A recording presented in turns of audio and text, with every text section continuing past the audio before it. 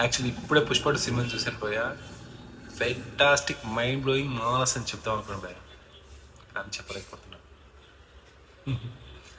Cinema Pushpa అంటే flower కాదు fire అని చూసిన మన ముగ్గి కింద పెట్టాడు భయ్య, అస్సలైన ఫైర్. సినిమా చూసిన నేను భయ్య అయ్యింది ఎర్రి పుష్పాన్ని, నిజం చెప్పాలంటే. అసలు సినిమా చూసినంతసేపు నా ముగ్గి కింద మంట పెట్టుకుని చూసినట్టే ఉంది.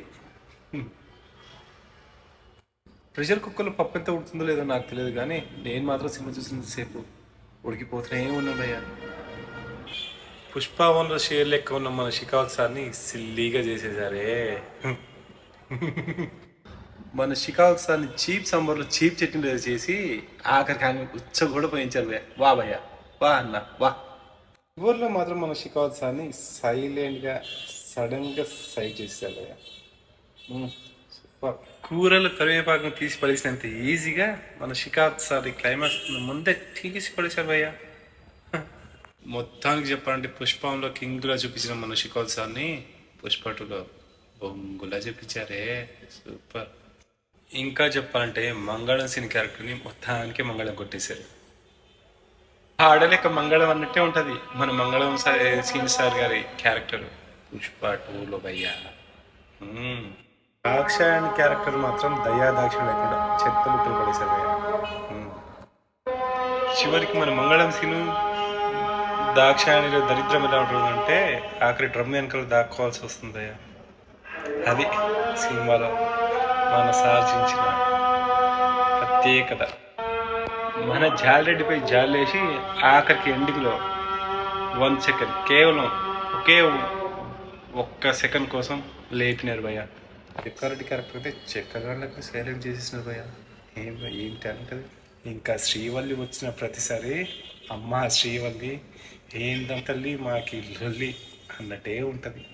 కిస్మిస్ సాంగ్లో మా శ్రీలీల చేసిన సోకుల కంటే మా శ్రీవల్లి చేసిన సోకులే ఎక్కువ. మళ్ళీ చెప్తున్నా, సోకులే ఎక్కువ. అసలు కాంతార సినిమా కాపీ చేసినట్టు అనిపించింది చూసిన, అది సినిమాకి హైలైట్. టీజర్లో వేరీస్ పుష్ప అని చెప్పి సినిమాలో లేకుండా మమ్మల్ని వెరివెంగలో పనిచేశారే, అది సూపర్ సూపర్ సూపర్. పులి 2 అడుగులు వెనక్కి వేసిందంటే పుష్ప వచ్చాడని టీజర్లో చూపించి సినిమాలో ఆ క్లిప్ తీసేసి ఆడియన్స్ని 1000 అడుగులు వెనక్కి వేసేటట్టు చేశారు. సో అసలు సినిమాలో పులి కనిపించలేదు, పుష్ప కనిపించలేదు.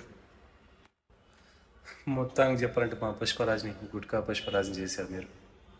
సినిమాలో మాకు పుష్పరాజ్ గుట్కా వేసుకొని మందు తాగుతూ ఆ చీముడు చీతూ చీ చీ అంటుంటూ వేసిన చిరాకు ఉంటుంది బా. నా భూతో నా భవిష్యత్.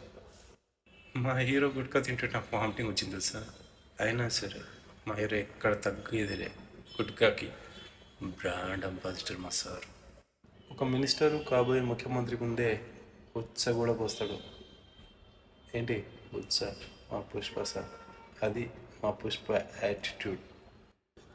మొత్తానికి ఒక సినిమా ఇంత చిరాకు తెప్పిస్తుందని 3 గంటల పాటు ఇంకో సినిమాకి వెళ్ళాలంటే 30 సార్లు ఆలోచించుకొని వెళ్ళాలనే ఆలోచన తెప్పించాడు మా సారు.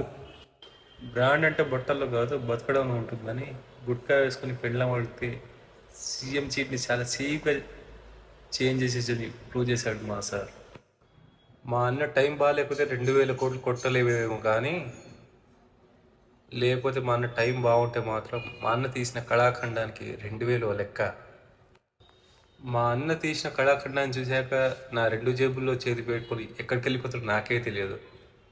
అస్సాం వెళ్ళిపోయాడు తెలుసు. దానికి ఒక ప్రేక్షకుడిగా నేను బలైపోయినా నాకు నేను తోపు అనుకునే మా పుష్ప 2 అన్నకి బరువెక్కిన గుండెతో బాధతో బ్లాక్ బస్టర్ రివ్యూ ఇస్తున్నాం.